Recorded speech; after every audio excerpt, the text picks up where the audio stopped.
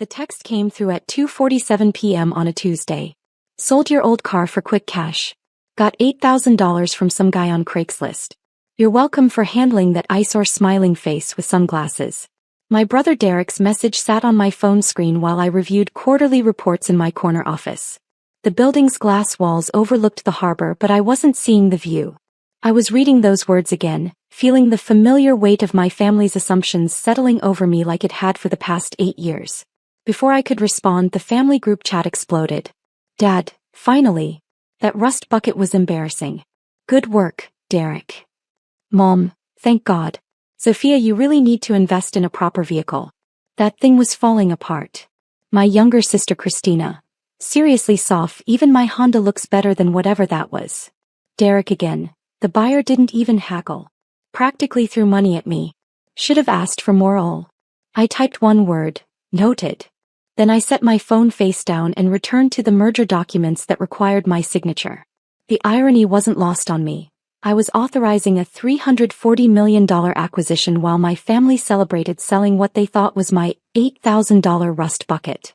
The car in question was a custom-modified Audi RS7, matte black with performance upgrades that brought its value to approximately $190,000. It was registered to my company TechCore Solutions as part of our executive fleet. The vehicle carried GPS tracking, had encrypted communication systems installed, and was technically classified as protected company property under our corporate security protocols. But my family didn't know any of that. They didn't know I was CEO of anything.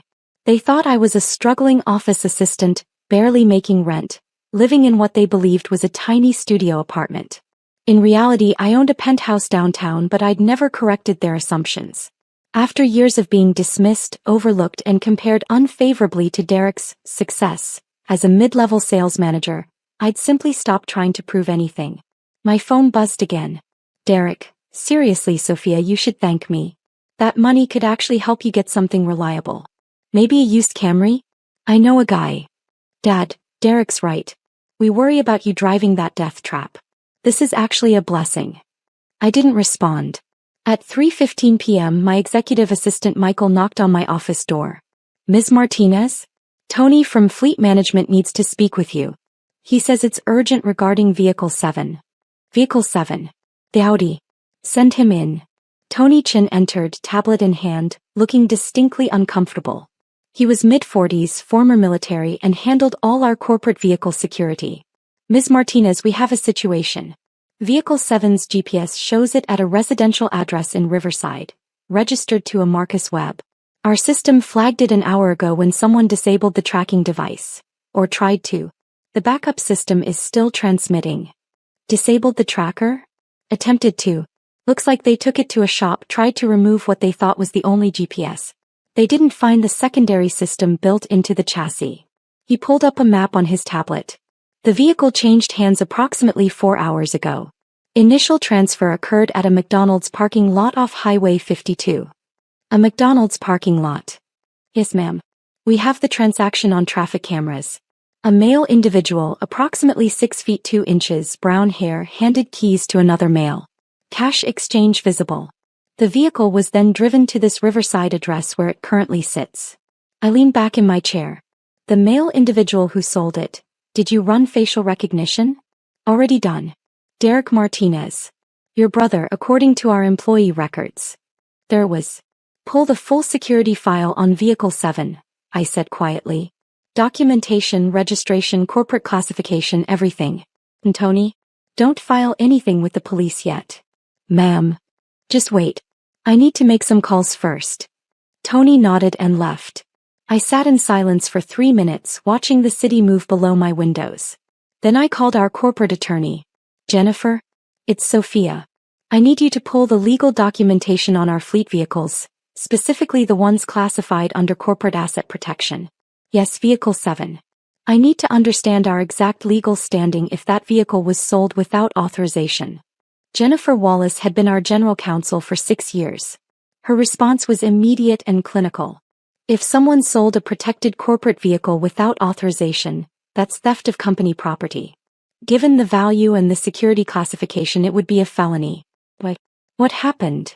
My brother sold it. He thought it was my personal car. Silence on the line. Then, oh no. Walk me through the legal implications. Sophia, if he sold company property worth nearly $200,000, believing he had authority to do so, legally it's still theft.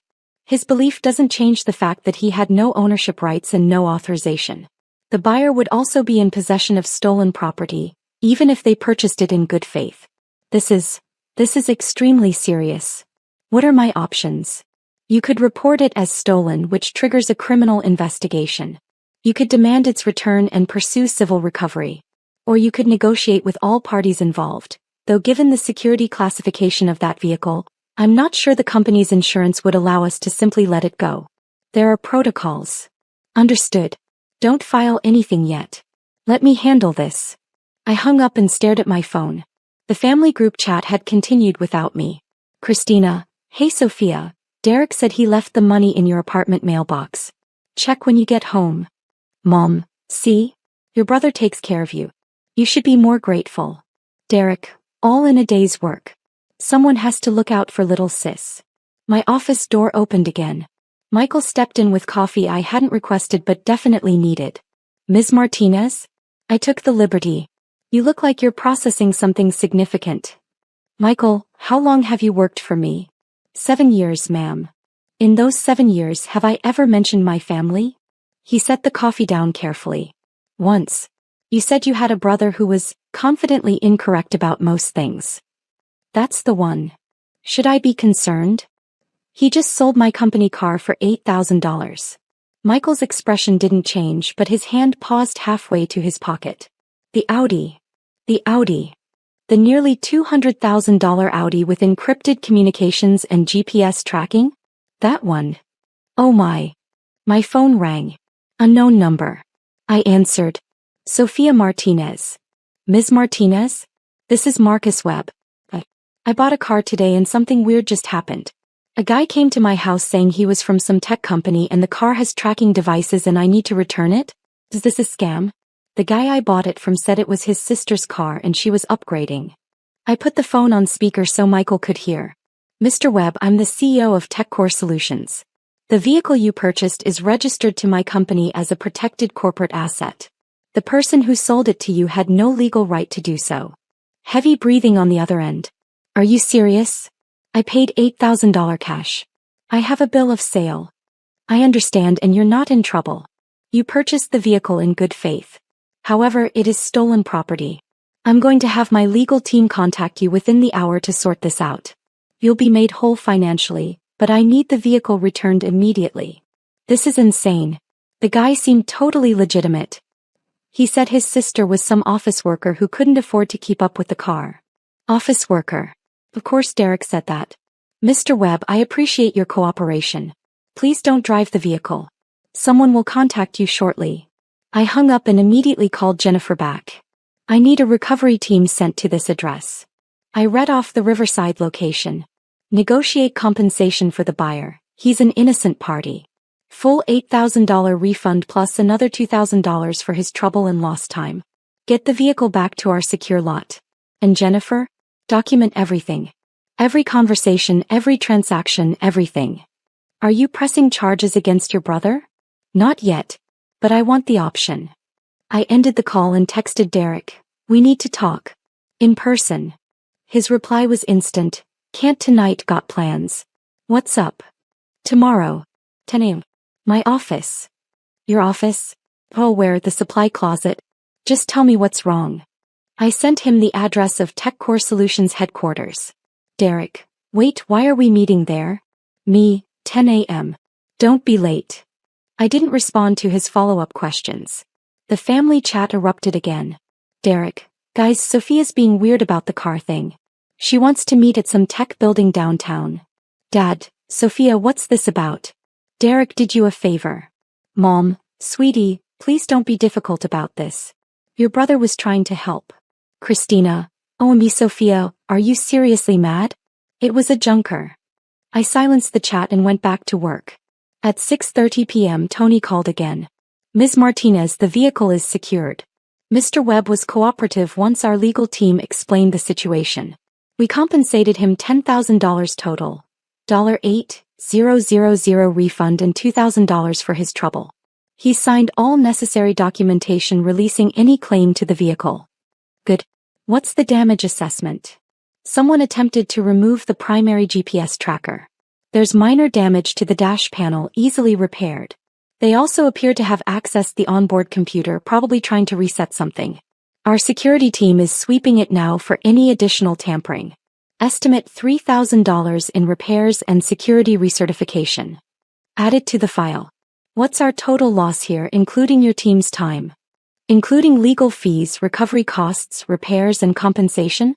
Around $18,000, ma'am. $18,000 because my brother thought he could sell what he assumed was my worthless car. Tony, I need you to do something else. I need a complete breakdown of every cost associated with this incident. Itemized with timestamps. Every phone call, every person hour, every mile driven. Full documentation as if we're preparing for litigation. Are we? I honestly don't know yet. That night I didn't sleep well. I kept thinking about every family dinner where Derek bragged about his sales numbers while I stayed quiet. Every Christmas where Dad gave Derek expensive gifts and gave me gift cards with a note about being practical since money's tight. Every Easter, Thanksgiving and birthday where Mom asked when I'd get serious about my career, while praising Derek's ambition. I'd built a company worth $840 million. We employed 1,200 people. Last year I'd been featured in Forbes' 30 Under 30 list. My penthouse was paid off. My investment portfolio was worth more than my parents' house. And they thought I was struggling to afford a functional car. The next morning I arrived at the office at 7 a.m. I had Michael clear my schedule from 10 to 11. I asked Jennifer to be on standby. I had Tony prepare a presentation file on the vehicle, its specifications and the incident timeline. Then I waited. Derek showed up at 10:17 a.m., 17 minutes late, wearing a polo shirt and khakis that screamed middle management. Michael escorted him up from the lobby. I watched through my office windows as Derek looked around the executive floor, confused. Modern art on the walls. Glass offices with harbor views. The subtle hum of serious money being managed. Michael opened my door. Ms. Martinez, your brother is here. Derek stepped in and his face went through several expressions at once. Confusion. Surprise. Dawning realization that something was very wrong with his understanding of reality. Sophia? What? Why are we in the CEO's office? I gestured to the chair across from my desk. Sit down, Derek. Seriously, whose office is this? Do you work here? Are you like a secretary for? I'm the CEO. This is my company. Sit down. He laughed. Actual laughter. Right, good one. Seriously though. Michael, still standing by the door, spoke quietly. Ms. Martinez is the founder and CEO of TechCore Solutions. She has been for 8 years. Perhaps you should sit down. Derek looked at Michael, then at me, then around the office with its awards and framed business magazine covers on the wall. His face went pale. He sat. The car you sold yesterday, I said, my voice perfectly level, was registered to this company.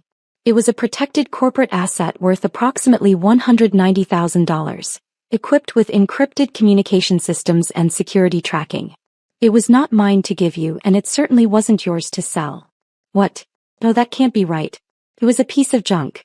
It looked like. It was a custom-modified Audi RS7. Matte black. Performance package. It looked understated because that's how executive vehicles are designed. To not attract attention. Derek's mouth opened and closed. You're serious. Completely. But, you're not a CEO. You work in an office somewhere doing assistant stuff. You can barely pay rent. I've never told you I was an assistant. I've never told you I struggled with rent. You assumed and I never corrected you. This is insane. Mom and Dad also assumed. I didn't correct them either. Why the hell not? I leaned forward. Because 8 years ago when I started this company I told Dad I was leaving my job at Morrison Tech to start my own firm. He laughed and said I'd be crawling back in 6 months. Mom said entrepreneurship was too risky for someone like me. You said I was delusional and should stick to what I'm good at, like filing. So I stopped telling you anything. Derek stared. That was 8 years ago. You've been lying for 8 years. I haven't lied once. I simply stopped volunteering information you clearly didn't want to hear. My phone buzzed. Jennifer, I'm outside if you need me. Here's the situation, I continued. You sold company property. Cost us $18,000 to recover and repair. The buyer could have filed charges against you for fraud. I could file charges for theft. This is a felony, Derek. Corporate property valued over $150,000. That's serious prison time. All color drained from his face. Sophia, I didn't know. You have to believe me. I was trying to help. You took keys from my apartment without asking, sold something that didn't belong to you and took cash for it. Legally, your intent doesn't matter. Please. Come on. I'm your brother. That didn't seem to matter yesterday when you told everyone my rust bucket was embarrassing. I made a mistake. A huge mistake. But you can't seriously press charges against your own brother. I said nothing. Sophia, please. I have a job. A life. This would destroy everything. You were willing to risk my life. What if I'd needed that car for an emergency? What if there had been important company equipment inside? You didn't think about that. You saw an opportunity to make quick money off what you thought was your struggling sister's only asset. I'll pay you back. All of it. The $8,000 plus whatever it cost to fix. $18,000. Plus legal fees. We're at about $25,000 total. He looked like he might be sick. On his salary, $25,000 was devastating. My office phone rang. Michael answered it at his desk outside. Moments later he appeared at the door. Ms. Martinez? Your father is downstairs demanding to see you. He's quite agitated. Security is with him. Of course Dad showed up. Send him up. Derek pulled out his phone frantically. I could see he was texting the family group chat. Probably something about how I was threatening to press charges, how I'd been lying about my job, how everything was crazy. Dad arrived 4 minutes later, red-faced and angry. He didn't wait for an introduction. Sophia Marie Martinez, what the hell is going on? Derek says you're threatening him with prison? Over a car. Hello, Dad. Don't hello, Dad me. He made a mistake. You don't send family to prison over mistakes. He committed felony theft. Of your own car. Of my company's car. It wasn't mine to give him, and it certainly wasn't his to sell. Dad looked around the office for the first time, seeing what Derek had seen. The view. The awards. The subtle markers of serious executive power. What is this place? My office. I'm the CEO of TechCore Solutions. I founded it 8 years ago. Dad's face went through the same progression as Derek's. That's not possible. It's documented fact. You're an office assistant. I've never said that. You assumed. But you drive a beat-up car and live in a studio and never have money for family dinners. I drive company vehicles that are designed to be understated. I own a penthouse downtown worth $2.3 million. And I don't attend family dinners because for 8 years, every single one has involved you explaining to me how to be more successful while praising Derek's mediocrity. Dad's jaw clenched. How dare you? My desk phone rang. Jennifer's extension. I answered. Yes. Ms. Martinez, I have your mother on line 3. She's calling about a family emergency. Should I put her through? I sighed. Yes. Mom's voice came through the speaker. Sophia. Thank God. Derek told us you're having some kind of breakdown. Claiming you're a CO? Threatening your brother? Sweetie, this isn't like you. Are you off your medications? I've never been on medications, Mom. Don't be difficult. Your father is there, right? Let me talk to him. He's here. You're on speaker. Richard, you need to talk sense into her. She's clearly having a mental health crisis. We need to. I ended the call. Dad stared at the phone, then at me. You hung up on your mother. I did. Sophia, I don't know what game you're playing, but... Tony knocked and entered without waiting. Ms. Martinez, the police are here. Detective Morrison from Commercial Crimes Division. Should I show her up? My stomach dropped. I didn't call the police. The buyer did. Mr. Webb. Apparently after we compensated him, he had questions about the person who sold him stolen property. He filed a report. Dad went white. Derek made a sound like a wounded animal. Show her up, I said quietly. Detective Sarah Morrison was early 50s, professional, carrying a tablet. She introduced herself efficiently. Ms. Martinez? I'm investigating a report of vehicle theft. A Mr. Marcus Webb claims he purchased a vehicle that was later recovered as stolen property. He's provided documentation showing he bought it from a Derek Martinez. Is Derek Martinez here? Derek raised his hand like a scared student. That's me. Mr. Martinez, I need to ask you some questions about the sale of an Audi RS7 on November 4th. I didn't know it was stolen. It was my sister's car. At least I thought it was.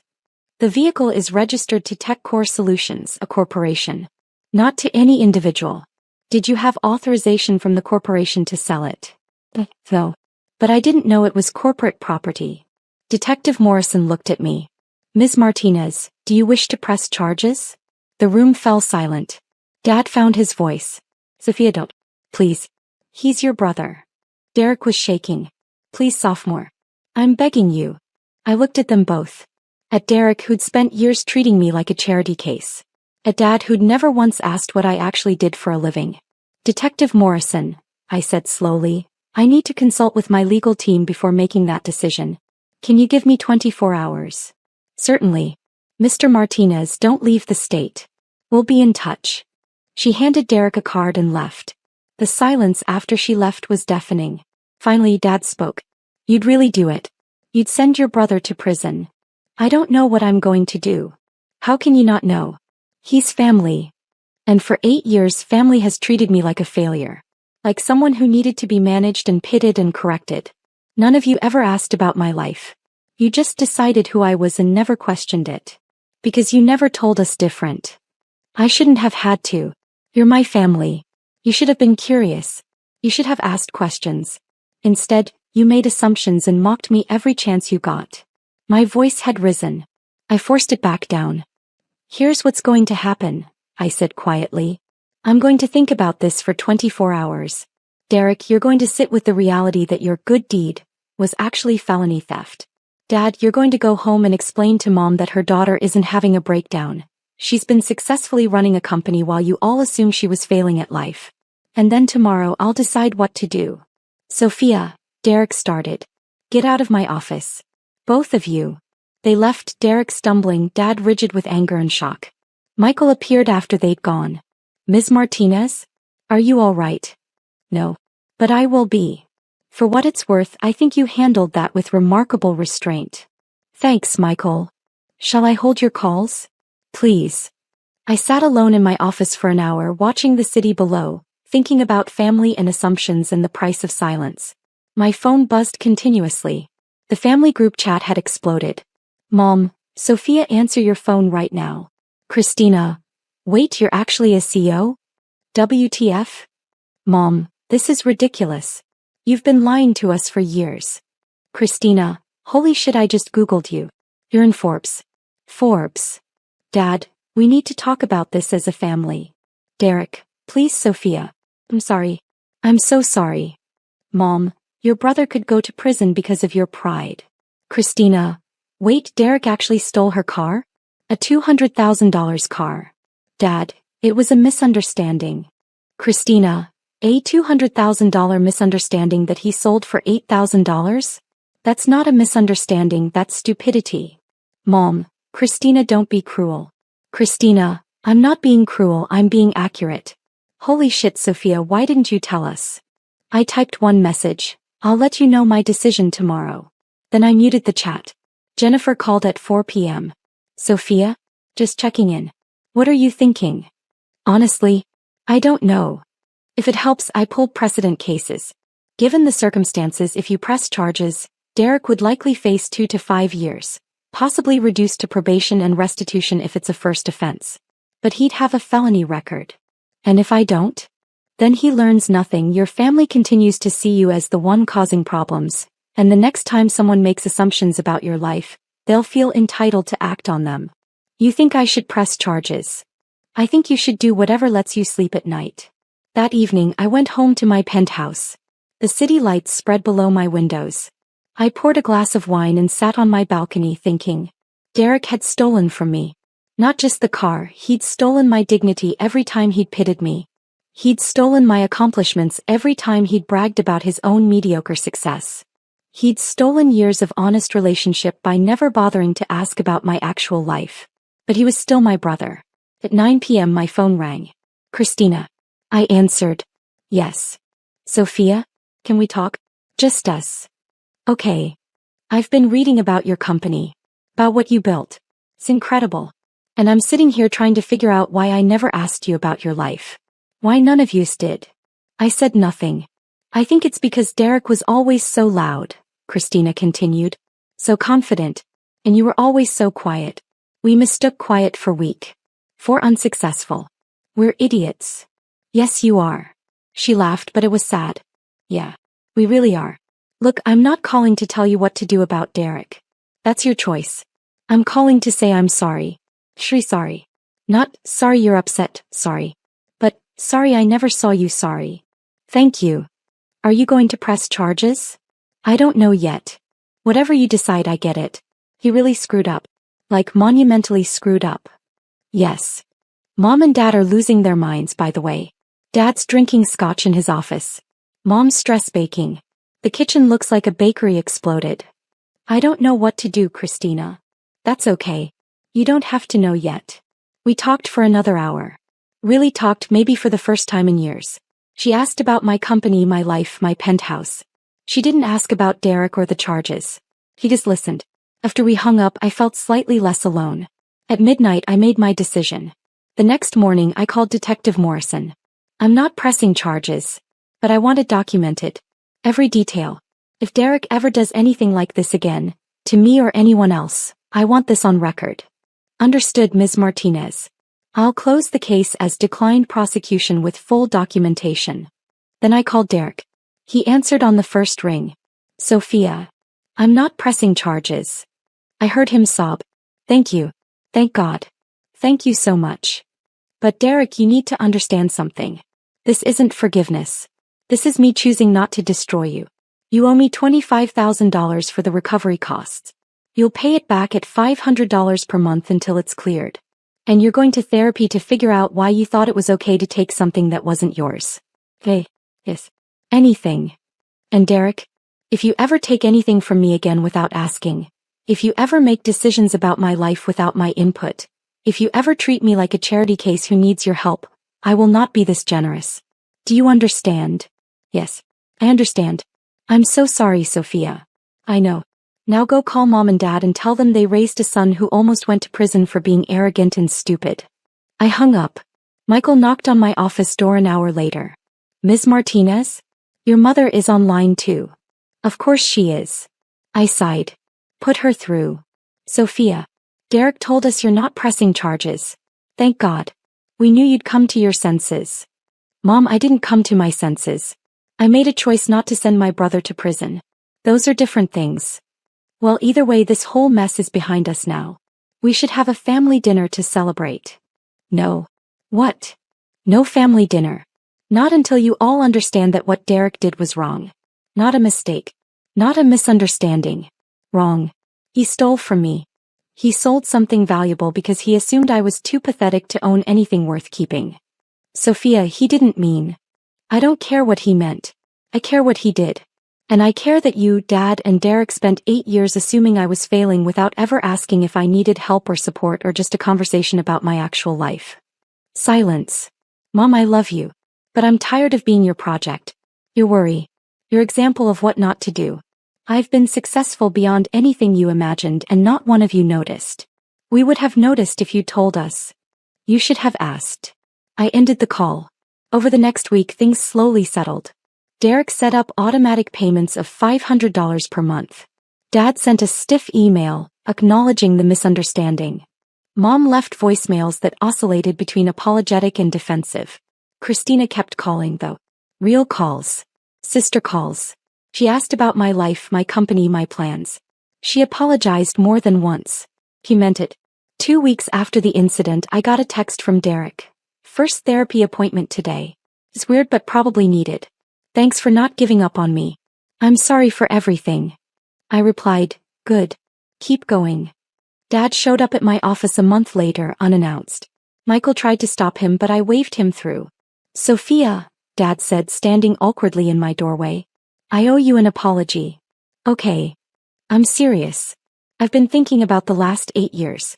About how I treated you. How we all did. You were building something incredible and I was lecturing you about responsibility. Yes, you were. I'm proud of you. I should have said that years ago. Yes, you should have. He looked around the office. This is really something. What you've built. Thank you. Can I take you to dinner? Just us. I want to hear about it. About all of it. Your company, your life, everything I missed. I studied him. He looked older than I remembered. Tired. Hey, I said. Dinner. But you're paying. He smiled for the first time. Obviously. You're doing better than me financially. It wasn't forgiveness. Not completely. But it was a start. 3 months later, the family gathered for Christina's birthday. It was awkward at first. Mom fussed. Dad was overly polite. Derek couldn't quite meet my eyes. But Christina pulled me aside before dinner. Thank you for giving them a chance.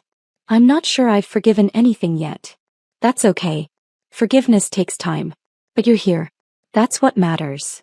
I looked at my family, gathered around Christina's dining table, arguing about whether to order Thai or Italian. They still didn't understand everything. Maybe they never would. But they were trying. And for now that had to be enough. My phone buzzed. Tony, Ms. Martinez, Vehicle 7 is fully repaired and recertified. Should we return it to active fleet rotation? I looked at the message, then at my family. Me, yes. But install a better alarm system. Apparently brothers can't be trusted. Tony, noted. Enhanced security protocols engaged. I smiled and put my phone away. Derek caught my eye across the table. Everything okay? Everything's fine, I said. Just work stuff. He nodded, accepting it without prying. Progress. Mom raised her glass. To Christina. Happy birthday, sweetheart. We all raised our glasses. To Christina, I echoed. And for the first time in 8 years I felt like maybe, just maybe, my family finally saw me. Not the failure they'd imagined. Not the charity case they'd pitted. But me. Sophia Martinez. Sister. Daughter. And owner of a very expensive car that nobody would ever sell without permission again.